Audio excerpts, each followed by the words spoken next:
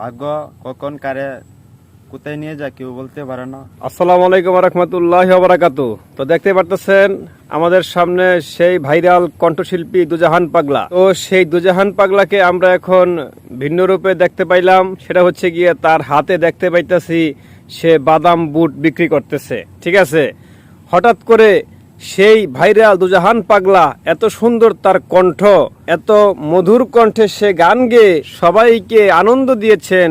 সেই দুজাহান পাগলা আজকে সে বাদাম বুট বিক্রি করতেছে।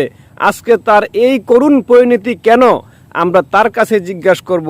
ভালো কেমনে থাকবো, এই যে ব্যবসা করতে হয়, মাঝে মাঝে কর্ম করতে হয়, যার কপালে আছে এমন করতে হয়।